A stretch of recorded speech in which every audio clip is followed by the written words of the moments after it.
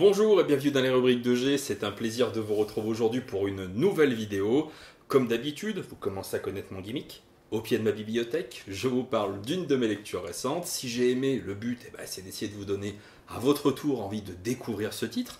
Et si j'ai pas aimé, c'est d'être le plus franc et le plus sincère possible pour vous expliquer les raisons qui font que sur moi, ça n'a pas fonctionné. Aujourd'hui, on va parler d'un comics qui a été publié il y a quelques jours, quelques semaines du côté de chez Urban Comics au sein du Black Label. On va parler de The Batman's Grave. Alors là, je n'accepterai aucun commentaire désagréable sur mon accent, parce que j'ai bossé mon The Batman's Grave, d'accord? Il y a 2 heures de boulot derrière ce The, d'accord? J'ai tout donné. Au scénario, on peut retrouver Warren Ellis, on en dira un mot quand même en fin de vidéo, et au dessin, on peut retrouver quelqu'un que j'affectionne tout particulièrement, pour qui j'ai une certaine tendresse, et j'expliquerai aussi pourquoi. On peut retrouver Bryan Hitch. Quel est le pitch de cette histoire et le cadre général de ce comics? Le pitch, il est simple comme bonjour, mais en même temps, c'est parfois dans les pitchs les plus simples qu'on trouve les meilleures histoires. On va suivre Batman, Bruce Wayne, au cœur d'une enquête. Il y a des meurtres au sein de Gotham City, parce qu'évidemment l'histoire se passe à Gotham. Tu te doutes bien qu'il n'est pas à Toronto, hein, c'est logique, c'est quand même Batman, donc c'est à Gotham. Et il y a tout un tas de meurtres un petit peu particuliers, un petit peu bizarres, et on va suivre Batman au cœur d'une véritable enquête. Voilà. Ce qu'il faut savoir, et ce qui est important, vous savez que les comics, c'est quand même très très compliqué à aborder, à expliquer. Il y a plein de manières, que ce soit chez Marvel ou bien chez DC, de faire des comics. On peut faire ce qu'on appelle des ongoing, qui vont être au sein éventuellement de la continuité de chez DC. Donc il va y avoir parfois plusieurs dizaines de numéros successifs. On peut retrouver de temps en temps ce qu'on appelle des mini-séries. Généralement, c'est une histoire en 6 épisodes, en 6 issues. Voilà. Et on peut retrouver, comme c'est le cas juste ici, ce qu'on appelle des maxi-séries. Et une maxi-série, c'est en 12 épisodes. Si vous n'êtes pas familier avec les comics, je peux d'ores et déjà vous rassurer, c'est un tome unique. C'est une histoire complète en un tome, avec un début, un milieu, une fin. Vous n'avez pas besoin de connaître plus que ça l'univers de Batman pour pouvoir vous procurer Batman's Grave et apprécier cette histoire. Ce qui est super intéressant pour éventuellement découvrir les comics.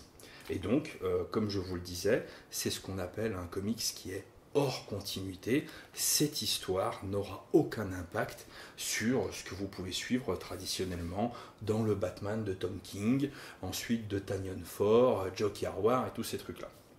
Donc, c'est un aspect qui est relativement intéressant. Donc, je vous ai fait le pitch. Qu'est-ce que j'ai pensé grosso modo de cette histoire?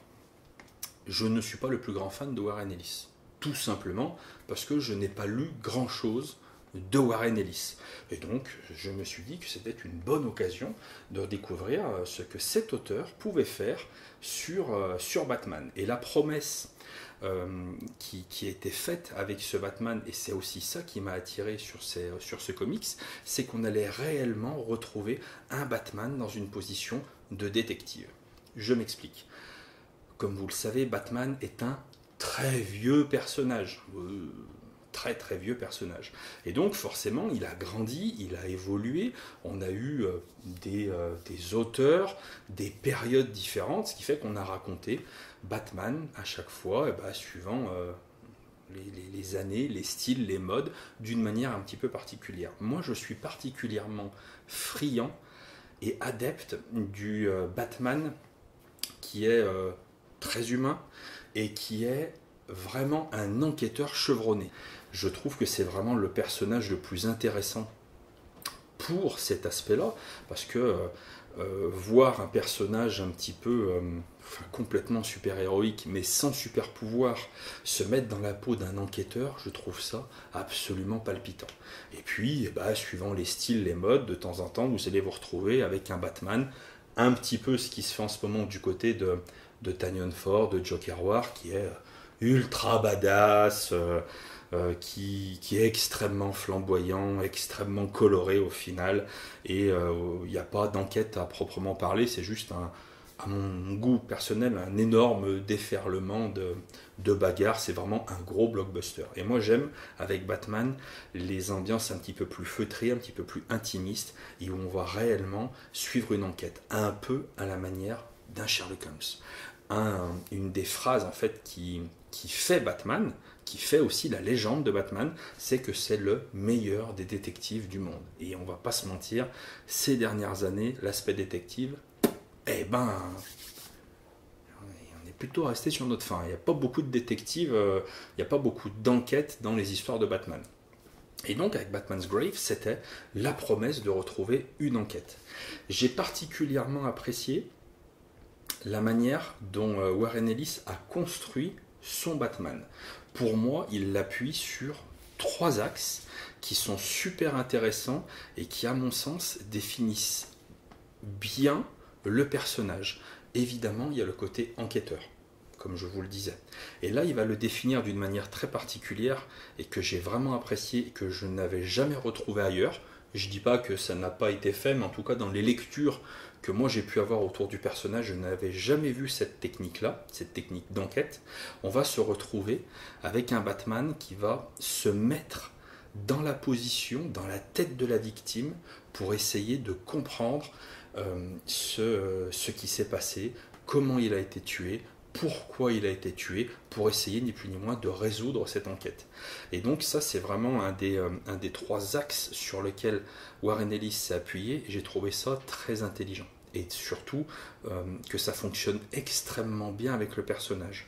Parce que à la fois, ça permet d'avoir une technique d'enquête qui est extrêmement intéressante, et en même temps, ça permet de raconter des choses sur Batman, sur ses blessures, sur comment lui-même, en fait, qu'est-ce qui fait qu'il réussit à se mettre dans cette position de victime pour résoudre ses enquêtes. C'est intelligent, c'est plutôt bien réalisé, et j'avais jamais vu ça ailleurs, donc ça a plutôt bien fonctionné. Un autre point sur lequel Warren Ellis va appuyer son Batman, on sait que Batman c'est Bruce Wayne. Alerte spoiler, je voulais te dire à un moment donné, si vous ne le saviez pas au moment où vous regardez cette vidéo, je m'en veux même pas, quoi. Et donc Bruce Wayne, il est pété de thunes, et ce qui fait aussi Batman, c'est cet énorme appui technologique. Il va vraiment se servir, il a tout le temps un temps d'avance sur la police, sur les criminels d'un point de vue technologique, et il va se servir de cette technologie pour à la fois combattre et à la fois pour enquêter. Et il va vraiment aussi insister sur ce pilier-là, sur cet axe-là, Warren Ellis, et je trouve ça très malin et très juste sur ce que ça raconte en fait sur le personnage. Et l'autre axe sur lequel il va s'appuyer, Warren Ellis, on va pas se mentir, Batman, c'est un gros casseur de bouche. Il démonte des mecs vraiment à l'appel. Et on va se retrouver dans ce comics avec des moments de baston. Il cogne tonton Wayne quand même. Et c'est super intéressant d'avoir d'une certaine manière ce déferlement de violence, mais de violence, je sais pas comment dire, c'est pas un truc furieux, plein de colère, non, on sent vraiment le mec qui est conditionné, qui est préparé et qui est dans sa mission, qui est dans son enquête. Et si à un moment donné, pour s'en sortir, il faut péter la gueule à 18 personnes, il va leur péter la gueule, mais vraiment leur péter la gueule. Et pour mettre en lumière l'aspect enquête, l'aspect technologique et l'aspect pétage de gueule, la bagarre, c'est Bryan Hitch qui est aux commandes. Et Bryan Hitch, j'ai une tendresse toute particulière pour lui. Alors ce qu'il faut savoir, c'est que Warren Ellis et Bryan Hitch ont travaillé ensemble sur un comics qui fait date, qui est peut-être un des tournants aussi des comics. Je vais vous faire hurler, mais que je n'ai jamais lu. Ils ont travaillé sur The Authority, tous les deux, et The Authority, c'est aussi disponible du côté de chez Urban, et c'est a priori un monument des comics. Et je ne me le suis jamais procuré, voilà, honte à moi, je n'ai pas lu The Authority. Et donc, voilà, c'est aussi une belle promesse pour les gens qui ont aimé The Authority de retrouver ce duo sur Batman, sur une maxi-série. Et moi, Brian Hitch, je l'ai découvert comme beaucoup au début des années 2000, j'aurais pas la date exacte, à un moment donné où Marvel m'agaçait un tout petit peu parce que j'en avais marre de retrouver tout le temps ces mêmes costumes colorés, ces mêmes postures super héroïques un petit peu galvaudées. Et on était vraiment dans une époque où moi j'étais en recherche un petit peu plus de réalisme, de percussion, de voilà. Et Mark Millar et Brian Hitch ont fait The Ultimates. Et à l'époque, ça a été pour moi une claque absolument incroyable, notamment parce que Brian Hitch avait cette faculté à mettre en scène des combats, des chocs, la violence, d'une manière dont je ne l'avais jamais vu au sein des comics mainstream Marvel auparavant. Encore une fois, de ce que moi j'avais pu lire à l'époque. Et j'ai trouvé que c'était vraiment une claque absolument monumentale. Claque qui ne fonctionne peut-être pas sur des nouveaux lecteurs, sur des lecteurs, on va dire, beaucoup plus jeunes que moi et qui découvriraient avec 20 ans de retard The Ultimates maintenant. Peut-être que ce serait beaucoup plus compliqué pour eux. Mais à l'époque, pour une bonne partie du lectorat et pour votre humble serviteur, ça a été une claque absolument incroyable. Et donc, la promesse de retrouver Brian Hitch sur Batman, on achète direct et puis évidemment je suis allé dessus.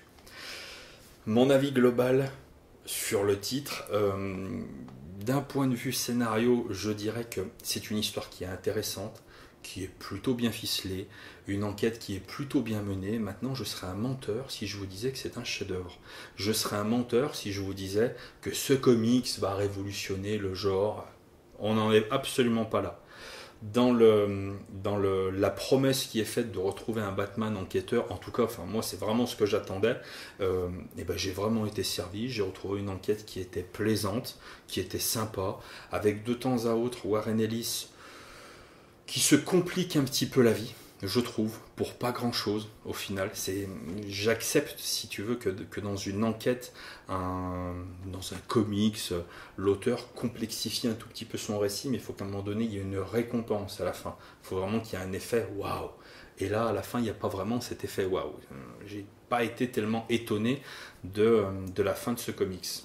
Au-delà de ça, c'est une histoire très sympa, ça fait plaisir de retrouver et de lire du Batman, parce que je vous cache pas que moi, après le tome 11 ou 12, je me rappelle plus, de Batman Rebirth, j'ai complètement arrêté d'acheter et de lire du Batman. Si, j'ai lu Joker War, tome 1, non, c'est pas pour moi, je comprends tout à fait que ça puisse plaire, mais c'est juste que c'est pas mon délire, et le Joker et Batman, voilà. Donc moi, étant donné que je ne suis pas tellement dans ce délire Joker War, j'ai vraiment été content d'avoir une petite histoire comme ça qui me permette de lire du Batman récent.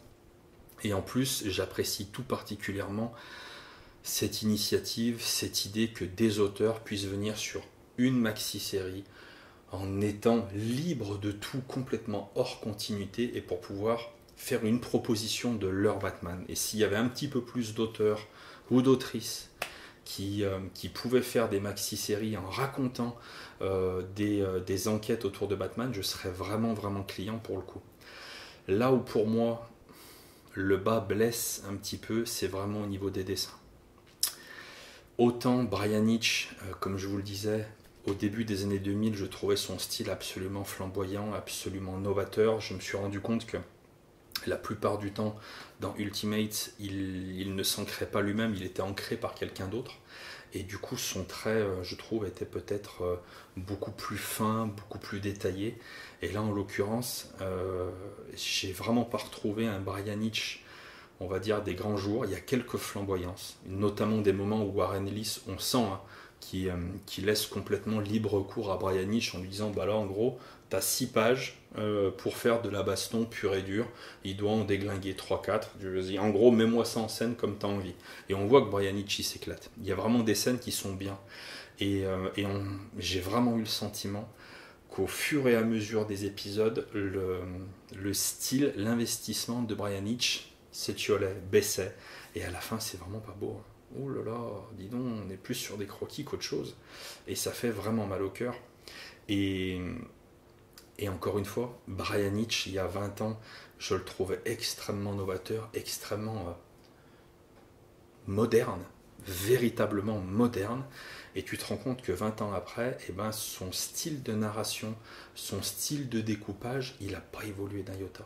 Il n'a pas évolué. Et un dessinateur qui n'évolue pas, qui ne se remet pas en question et qui refait perpétuellement les mêmes cases et qui a tout le temps la même manière de raconter, je pense sincèrement que c'est un dessinateur qui meurt. Et c'est un dessinateur qui est sur le déclin. Et vraiment, j'ai eu le sentiment, à un moment donné, c'est fort hein, ce que je vais dire, mais c'est complètement assumé.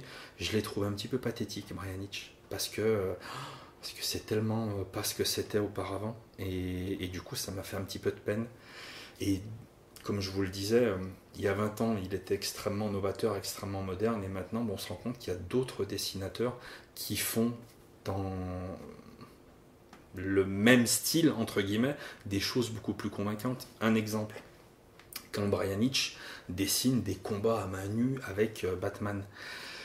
C'est bien fait, c'est sympa, c'est ouais ok, il n'y a pas de problème, mais en même temps c'est classique et de temps en temps, entre chaque case, j'ai eu un petit peu de mal à imaginer et à suivre le mouvement que voulait imprégner dans ces pages Brian Hitch. Ça c'est problématique et j'ai pas pu m'empêcher de faire une comparaison malheureuse, mais je l'ai fait malgré tout avec ce que j'ai pu voir d'Andrea Sorrentino sur Green Arrow, où j'avais fait cette réflexion en vidéo, j'avais dit que c'est extrêmement compliqué de dessiner des scènes d'action avec un mec qui tire des flèches, parce que bah, tu vas faire la flèche, l'arc qui est tendu, qui est bandé, la flèche qui part, la flèche qui arrive, et je trouve que c'est très difficile, et il réussit, Andrea Sorrentino, dans l'action, à faire dans la même page des départs, je sais pas comment dire, des petits focus à un moment donné, et il rend cette action sur une seule page beaucoup plus vivante, beaucoup plus lisible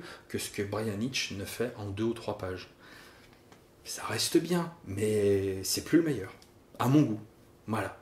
Comme un autre exemple tout bête, il a pas mal d'occasions de dessiner en fait des Batmobiles, comme je vous le disais tout à l'heure, des trucs technologiques, voilà, tout ce qui fait la mythologie autour de Batman. Il y a aussi tous ces décors qui ont beaucoup d'importance. Et encore une fois, j'ai trouvé des dessins, ils n'étaient pas ouf, quoi, pas top, c'était pas flamboyant. Et j'ai pas pu m'empêcher de faire une comparaison avec, merde, je l'ai pas sorti, avec Sean Murphy dans White Knight, où le mec, il se fait plaisir hein, quand il dessine des Batmobiles, la Batcave, tout ça. Mais quand tu tombes sur une page où tu as Sean Murphy qui dessine une Batmobile ou la Batcave, t'en prends plein la gueule. C'est merveilleux. T'as l'impression que la Batmobile, elle va sortir du bouquin. Là, non, elle reste au garage, hein, la Batmobile. C'est bien, c'est sympa, ça se laisse lire, mais c'est pas ouf ouf. Et ça me fait mal au cœur de voir un dessinateur que j'adore un petit peu un ton en dessous. Est-ce que il y a peut-être de multiples raisons hein, qui font qu'à un moment donné, il était peut-être moins investi sur la fin de ce comics. Ah, peut-être, hein, je ne saurais le dire, mais en tout cas, c'est ce que je note et ça m'a fait un petit peu de bad. Au-delà de ça, ça reste une lecture qui est, à mon goût, très agréable, dispensable si vous n'avez pas envie de lire du Batman enquêteur ou tout simplement pas envie de lire une histoire avec Warren Ellis, ce qui s'entend aussi, mais par contre, d'une manière générale, moi j'ai passé quand même un excellent moment sur ce comics. C'est pas un chef-d'œuvre, loin de là. Je n'allais pas terminer cette vidéo sans dire au moins un petit mot sur ce qui a entaché la sortie de Batman's Grave, c'est-à-dire qu'au moment où Batman's Grave était publié aux États-Unis, il y a eu tout un tas d'histoires qui sont sorties autour de son scénariste, autour de Warren Ellis, et qui ont jeté l'opprobre hein, sur ce monsieur, hein, puisqu'a priori, je crois qu'il l'a reconnu dans une certaine mesure, après où est la vérité, ça je suis incapable de vous le dire, mais d'avoir un comportement plus qu'inapproprié avec des jeunes femmes et d'abuser, si je ne dis pas de bêtises, de son statut d'auteur vedette pour essayer pas de les pécho, hein, ni plus ni moins, hein, voilà, bon, qu'est-ce que tu veux que je te dise je suis pas le plus grand fan des potins de ce genre de choses. Désolé, c'est vrai que je ne vais pas instinctivement lire beaucoup de ce genre d'articles, c'est pas que ça m'intéresse pas, mais Moi j'aime les comics, c'est vrai que le genre de truc en fait, c'est pas tellement que cette histoire ne m'intéresse pas, c'est tout ce qui va graviter autour et les prises de position de chacun. Et c'est vrai que avant de faire cette vidéo et en regardant un petit peu au moment où ce bouquin était publié, les réactions qu'il pouvait y avoir à gauche à droite, j'ai toujours le sentiment que sur les réseaux sociaux, on ne voit que les pros et les antis, en gros, qui s'affrontent et se jettent des anathèmes à la gueule. Ce qui moi m'intéresse pas forcément énormément. Alors je comprends tout à fait qu'on puisse ne pas avoir envie de lire des bouquins de Warren Ellis parce qu'on est choqué du comportement de ce monsieur qui s'est comporté comme un mufle, un gougnafier, ajoutez l'adjectif que vous voulez, envers la gente féminine, dont acte. Maintenant, moi sur un plan personnel, je ne juge pas en fait ce type de réaction épidermique. Je pense que c'est quelque chose qui est propre à la sensibilité de chacun et qu'on se doit de respecter. À titre personnel, je me suis posé la question suivante. Est-ce que dans Batman's Grave, il fait l'apologie du sexisme, est-ce qu'il fait l'apologie du fait d'user de son pouvoir pour pécho des femmes? Absolument pas, en fait, il raconte une histoire de Batman, une enquête, donc voilà quoi, j'ai envie de dire. Moi, du coup, le bouquin en tant que tel, moi personnellement, il me dérange pas.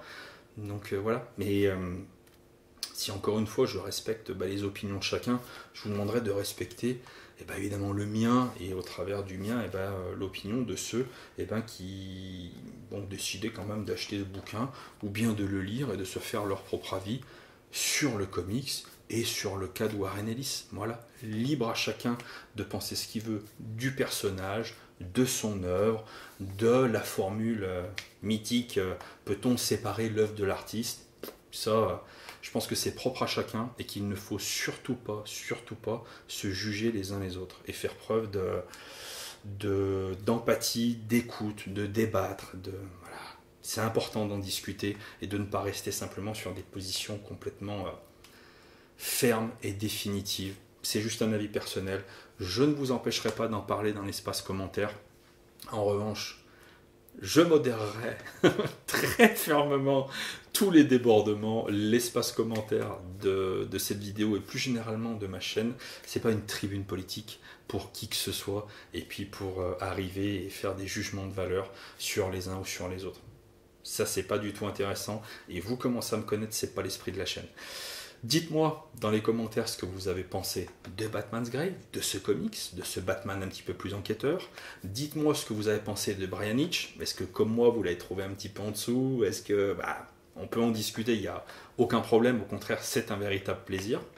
Pour ma part, ça a été un plaisir de vous faire cette vidéo et je vous dis à très bientôt dans les rubriques de G.